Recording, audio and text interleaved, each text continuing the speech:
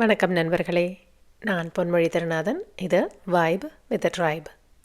என்னுடைய பாட்காஸ்டர் ரெகுலராக கேட்குறவங்களுக்கு தெரிஞ்சிருக்கும். இந்த ஊரை பற்றி அநேகமாக போய் பார்க்கணுன்னு கூட சில பேருக்கு தோணியிருக்க வாய்ப்பு இருக்குது. செட்டிநாடு என்று கூறப்படும் அந்த அழகிய கிராமத்தில் இருந்தே தொடங்கலாம். அந்த ஊரில் ரொம்ப அழகாக ஒரு சின்ன மாரியம்மன் கோயில் உண்டு. மாரியம்மன் கோயிலில் மற்ற நேரத்தில்னா பெரிய பெரிய விசேஷங்கள் நடக்காட்டி கூட அங்கே ரெகுலராக டெய்லி போயிட்டு வர ஆட்கள் நிறைய பேர் இருந்துகிட்டே இருந்தோம். அதுவும் மெயினாக மாலை நேரங்களில் அங்கே நிறைய ஆண்டிங்க அத்தைங்க எல்லோரும் போயிட்டு குழந்தைங்களோட போய் சாமி கும்பிடுவாங்க. அந்த இடத்துல அது ஒரு வழிபாட்டு தலமாக மட்டும் இல்லாமல் அங்கே எல்லோரும் சேர்ந்து சந்தோஷமாக டைம் ஸ்பெண்ட் பண்ணி உறவாடி குழந்தைங்கள்லாம் நல்லா சேர்ந்து விளையாடுற ஒரு இடமாகவும் இருந்தது. அந்த கோயிலில் ரெகுலராக அந்த ஊரில் இருக்கிற மக்கள் தவிர திடீர்னு ஒரு நாள் புதுசாக ஒரு பெண் அறிமுகமாகறாங்க. அவங்க பேர் தேவிகான்னு நினைக்கிறேன். ஒரு 35-40 வயசு இருக்கலாம். ரொம்ப நெடுசலான உருவம், தலைக்கு எண்ணெய் கூட வைக்கல. பார்க்கும்பொழுதே தெரியுது ரொம்ப வறுமையாக இருக்காங்க. கிட்டத்தட்ட பிச்சை எடுத்து வாழறவங்க மாதிரி தான் அவங்க இருக்காங்க. அவங்க இடுப்பில் ஒரு திரிசூலம் மாதிரி ஒரு சின்னமாக ஒரு வேலை சொருகியிருக்காங்க. அவங்க அந்த கோயிலில் அவங்க பாட்டுக்கு தெரிஞ்சவங்க மாதிரி வராங்க. அந்த கோயிலில் அவங்களுடைய சின்ன மூட்டையை வைக்கிறாங்க, சுற்றி பார்க்குறாங்க. அவங்க தங்குறதுக்கான இடம் அதுதாங்கன்னு முடிவு பண்ணுறாங்க. அந்த கோயிலை சுற்றி சுத்தம் பண்ணுறாங்க. அவங்க படுத்துக்கிறதுக்கு ஒரு இடம் ரெடி பண்ணுறாங்க. இது மாதிரி பண்ணிகிட்டே இருக்காங்க. அங்கே இருக்கிற அத்தைகள்லாம் கொஞ்சம் டென்ஷனாக வராங்க. யாரும்மா நீ எதுக்கு வந்திருக்க அப்படிலாம் கேட்குறாங்க. இங்கெல்லாம் தங்கக்கூடாதுமா, வேறு எங்கேயாவது போ அப்படிலாம் சொல்கிறாங்க. அவங்க என்னால் எந்த ஒரு பிரச்சனையும் இருக்காது, நான் இங்கே தான் தங்குவேன், நான் மதுரையிலேருந்து வரேன், என்னோடய புருஷன் என்னை விட்டுட்டு போயிட்டாரு, ஏதோ கொடுமை, அதனால் என்னால் அங்கே இருக்க முடியல, நான் தனியாக தான் இருக்கேன், என்னால் எந்த ஒரு பிரச்சனையும் வராது, நான் ஒழுங்காக நடந்துப்பேன், இந்த கோயிலை நான் நல்லா சுத்தமாக வச்சுப்பேன், உங்களுக்கு ஏதாவது வேலை வேணும்னாலும் சொல்லுங்கள், நான் அதை செய்கிறேன் அப்படின்னெல்லாம் அவங்கள பற்றி சொல்லிவிட்டு அவங்க நாங்கள் சொல்கிறது எதையும் கேட்குற மாதிரி இல்லை. அவங்க பாட்டு க்ளீன் பண்ணிவிட்டு அவங்கவுங்க வேலையை பார்க்க ஆரம்பிச்சிட்டாங்க. நிறைய பேர் அந்த காலங்கிறனால ரொம்ப யாரும் கண்டிப்பாக நீ போயே ஆகணும் அது மாதிரி மிரட்டி சொல்லவும் இல்லை. எல்லாருமே ஓரளவுக்கு இறக்க மனசோட சரி பரவாயில்ல இருந்துக்கோ அப்படிங்கிற மாதிரி விட்டுட்டாங்க. அந்த அக்கா அங்கேயே தங்க ஆரம்பித்தாங்க. கோயிலை ரொம்ப நீட்டாக வச்சுக்கிறது, வர்றவங்க போகிறவங்க கிட்ட லைட்டாக பேச்சு கொடுக்குறது, அது மாதிரி இருப்பாங்க.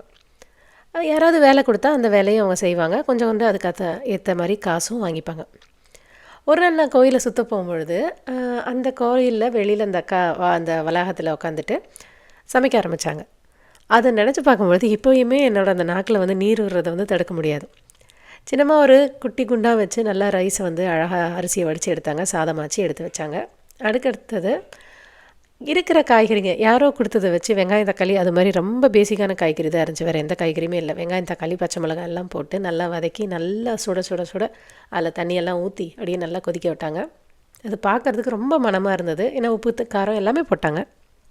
அதையும் இறக்கி வச்சு நாங்கள் அந்த மதியான நேரம் இல்லையா, நாங்கள் அந்த கோயிலை 108 தடவை பொதுவாக சுற்றுவோம். அதெல்லாம் சுற்றி முடிக்கும்போது ரொம்ப டயர்டாக இருந்தது. ஆனால் இந்த அக்கா பக்கத்தில் இருந்து சமைச்சிட்டே இருக்காங்க. அந்த வாசனை பேசிக்காக ஒரு தக்காளி குழம்பு, அதில் அப்படி ஒரு வாசனை.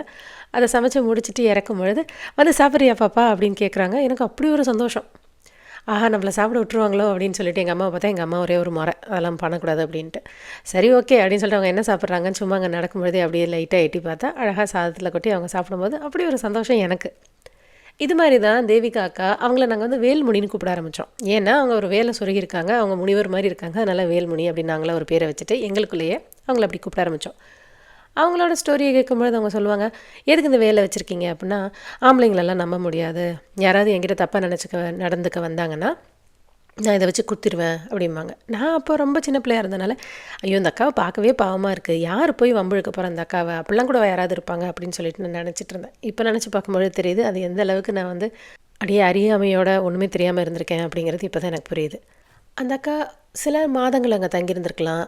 அதுக்கப்புறம் அவங்களுக்கு என்ன ஆச்சுன்னு யாருக்குமே தெரியாது. அவங்க கிளம்பி போயிட்டாங்களா, வேறு ஊருக்கு போயிட்டாங்களா, இல்லை அவங்களுக்கு ஏதாவது ஆகிடுச்சா, யாருக்குமே எதுவுமே தெரியாது. ஆனால் அந்த கோயிலில் இருந்தவரையும் அந்த அக்கா ரொம்ப ரொம்ப டீசெண்டாக தான் இருந்தாங்க. யாருக்கு எந்த ஒரு பிரச்சனையும் கொடுக்கல. வர்றவங்க போகிறவங்க கிட்ட ரொம்ப நல்லா பேசுவாங்க. பார்க்கும்பொழுதே ஒரு ரொம்ப நல்ல குடும்பத்துலேருந்து வந்தவங்க. ஏதோ வாழ்க்கையில் ஏதோ பிரச்சனை அதனால அவங்க இப்படி வந்துட்டாங்கன்னு தான் தோணுமே தவிர நமக்கு எந்த ஒரு தவறான எண்ணமோ அவங்க மேலே அபிப்பிராயமாகவே வராது.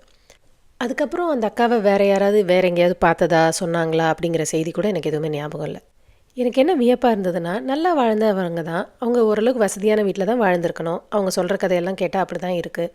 ஏதோ அவருக்கும் அவங்க கணவனுக்கும் நடந்த ஒரு பிரச்சனையினால் அவர் ஏதாவது தப்பான விஷயங்கள் செஞ்சுருக்கலாம். ஆனால் அவங்க வெளியில் வரணும்னு முடிவெடுத்து வெளில வராங்க. வெளியில் வந்தாலும் அவங்களுடைய வாழ்க்கைக்கு எந்த ஒரு சேஃப்டியும் கிடையாது. ஆபத்து நிறைந்த வாழ்க்கையாக இருந்தாலும் பரவாயில்லன்னுட்டு தன்னிச்சையாகவே அவங்க வாழறாங்க. அந்த முடிவெடுத்து செயல்படுறாங்க.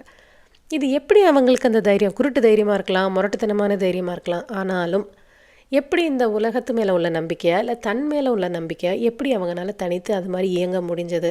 ஓகே, 40 வயசு 50 வயசில் அவங்க இருந்தாங்க, ஓகே. அவங்களோட 60-70 வயசுகளில் எப்படி இருந்திருப்பாங்க? அது வரையுமாவது இருந்திருப்பாங்களா, இல்லை வேறு ஏதாவது நடந்திருக்குமா? இந்த அன்னோன்ஸ், இந்த தெரியாத விஷயங்கள் எல்லாமே என்னை வந்து யோசிக்க வச்சுட்டே இருக்கும். ஃப்ளாஷ் ஃபார்வேர்டு பண்ணோம்னா பல வருஷங்களுக்கு அப்புறமா நான் கல்யாணம் பண்ணி போன என்னுடைய மாமியார் வீட்டில், என்னுடைய ஊரில் ஒரு அம்மாவை பார்த்தேன். அவங்க பாயம்மா. அவங்க பேரே பாயம்மா தான் எல்லோரும் சொல்லுவாங்க. எங்கள் வீட்டுக்கு ஆப்போசிட்டில் இருப்பாங்க. ஒரு சின்ன ஒரு நர்சரி ஸ்கூல் ரன் பண்ணிகிட்டு இருந்தாங்க. அங்கே வந்து காலையில் எழுந்து வாசல் போடுறது, அந்த ஸ்கூலுக்கு அவங்க ஒரு உமன் செக்யூரிட்டி மாதிரி இருப்பாங்க. அங்கேயே தான் தங்கியிருப்பாங்க. பார்க்க பழக எல்லா விதத்துலையுமே அவங்க வந்து ரொம்ப நார்மலாக தான் இருப்பாங்க. ஒரு வித்தியாசமான ஆள் அப்படின்னு சொல்கிற மாதிரியே இருக்காது. புதுசாக கல்யாணமாகி வந்த என்கிட்டையும் அவங்க ரொம்ப நல்லாவே பேசுவாங்க. அவங்களோட ஸ்டோரி இன்னும் கொஞ்சம் டிஃப்ரெண்ட்டானது. பாயம்மா பிறந்தது வளர்ந்தது எல்லாம் மலேசியா, சிங்கப்பூர், அது மாதிரி ஏதோ ஒரு வெளிநாடில். ஒரு தடவை இந்தியாவுக்கு அவங்க புருஷன் அவங்கள கூட்டிகிட்டு வராரு. கூட்டிகிட்டு வரும்போது ஏதோ ஒரு ரயில்வே ஸ்டேஷனில் ஏதோ ஒரு மனஸ்தாங்களா இல்லை பிளான் பண்ணி தான் அப்படி பண்ணாரா தெரியல, விட்டுட்டு அவர் போயிட்டார். அதுக்கப்புறம் தட்டு தருமாறி இந்த புது நாட்டில் புது பாஷையை கற்றுட்டு, ஏற்கனவே ஒரு வேளை தமிழ் தெரிஞ்சிருக்கலாம், பட் இன்னும் கொஞ்சம் நல்லா தமிழ் தெரிஞ்சுட்டு இந்த ஏரியாவிலே அவங்க செட்டில் ஆகிறாங்க. திருப்பி அவங்க தேடி அவங்க ஊருக்கு போகணுங்கிற முடிவு எடுத்தாங்களா, இல்லை யாரும் வந்து கேட்கலையா, போதுமான விவரமோ விஷயமோ அவங்களுக்கு தெரிஞ்சிருக்கலையா எனக்கு தெரியல. ஆனால் இப்போ இங்கே வந்து அடைக்கலமான இந்த ஊர் தான் அவங்களோட ஊரை அவங்க வாழ்ந்துட்டுருக்காங்க. அந்த நர்சரி ஸ்கூலும் ரொம்ப வருஷம் நடந்துகிட்டு இருந்துச்சு. அதுக்கப்புறம் கொஞ்சம் வருஷம் கழித்து பார்த்தா அந்த ஸ்கூலும் ஸ்டாப் பண்ணிட்டாங்க. அதுக்கப்புறம் அந்த பாயம்மாக்கு என்ன நடந்ததுன்னு எனக்கு தெரியாது. இது மாதிரி நிறைய பேரை நம்ம வாழ்க்கையில் பார்த்துட்டே இருப்போம். சம்மந்தமே இல்லாமல் இருப்பாங்க, வித்தியாசமாக இருப்பாங்க. அவங்க முயற்சி பண்ணால் திருப்பி அவங்க குடும்பத்தோடு போய் சேர்ந்துடலாம், அவங்களுக்கான ஒரு வாழ்க்கையை அவங்க அமைச்சிக்கலாம் அப்படின்னு நமக்கு தோணும். ஆனால் அவங்க கடந்து வந்த பாதை, அவங்க கடந்து வந்த இடர்பாடுகள் எத்தனை அப்படிங்கிறத பற்றின ஐடியா நமக்கு எதுவுமே இருக்காது. அதெல்லாம் மீறியும் எப்படி தற்கொலை பண்ணிக்கிறதுக்கு ஒரு மிகப்பெரிய தைரியம் வேணும் அப்படின்னு நம்ம யோசிக்கிறோமோ, அதே மாதிரி தனியாக இருக்கிறதுக்கும், இந்த உலகத்தில் எனக்கு யாரும் வேண்டாம், எதாக இருந்தாலும் நானே பார்த்துக்கிறேன் அப்படின்னு சொல்லிட்டு அவங்க தனியாக வந்து இருக்கிறதுக்கும் ஒரு மிகப்பெரிய தைரியம் வேணும் அப்படின்னு நான் நினைக்கிறேன். அது முட்டாள்தனமான தைரியமாகவும் இருக்கலாம், முரட்டுத்தனமான தைரியமாகவும் இருக்கலாம். நீங்களும் கண்டிப்பாக பஸ் ஸ்டாண்ட்லேயோ, ரயில்வே ஸ்டேஷன்லேயோ, இல்லை டெய்லி நம்ம பார்க்குற ஆட்டோ ஸ்டாண்ட்லேயோ எங்கேயோ ஒரு இடத்துல இது மாதிரி யாரையாவது ஒரு ஆளை பார்த்துருப்பீங்க. அவங்களோட ஸ்டோரி என்ன நீங்கள் யோசிச்சுருந்துருப்பீங்க. செவி வழியாக சில ஸ்டோரிகள் உங்களுக்கு தெரிஞ்சிருக்கலாம். அதெல்லாம் யோசிச்சு பாருங்கள். மிந்தியெல்லாம் இது மாதிரி ஆட்களை பார்க்கும்பொழுது நம்ம அம்மாவோ, பக்கத்து வீட்டு அத்தைகளோ இவங்க கூட ஒரு சின்ன ஒரு உறவு வச்சுருப்பாங்க. வா வந்து சாப்பிடு, இன்னும் 2 நாளாக ஆளையே காணோம், எங்கே போயிருந்த அப்படிங்கிற அளவுக்கு பேச்சுவார்த்தை இருக்கும். ஏதாவது சாப்பாடு மீந்தா கண்டிப்பாக எடுத்து வைப்பாங்க. வீட்டில் ஏதாவது விசேஷம்னா அவங்களுக்குன்னு ஒரு 2 வடை, கொஞ்சம் டீ, அது மாதிரியெல்லாம் எடுத்து வைப்பாங்க. ரொம்ப வாஞ்சியாக கூப்பிட்டு போடுவாங்க. ஆனால் இப்போது இருக்கிற நிலைமையில் யாரை பார்த்தாலும் திருடர்கள் தான், யாரை பார்த்தாலும் நம்மகிட்ட வழிப்பறி பண்ணுறவங்க தான் அப்படின்னு ஒரு டெண்டன்சி இருக்கிறனால அது மாதிரி உறவுகள் இருக்கா அப்படின்னு சொல்லிட்டு எனக்கு தெரியல. நீங்கள் இது மாதிரி ஆட்களை பார்த்தீங்கன்னா உங்கள் மனசில் என்ன தோணுது? அவங்களுடைய ஸ்டோரி உங்களுக்கு தெரியுமா? அவங்க ஸ்டோரி சொன்னால் நம்ம உட்காந்து கேட்குற அளவுக்கு நேரமும் பொறுமையும் நம்மக்கிட்ட இருக்கா? யோசிக்கலாம். மீண்டும் அடுத்த ஒரு நல்ல பாட்காஸ்ட் உங்ககிட்ட பேசுகிறேன். அது வரைக்கும் வைப் வித் அ ட்ரைப். நன்றி, வணக்கம்.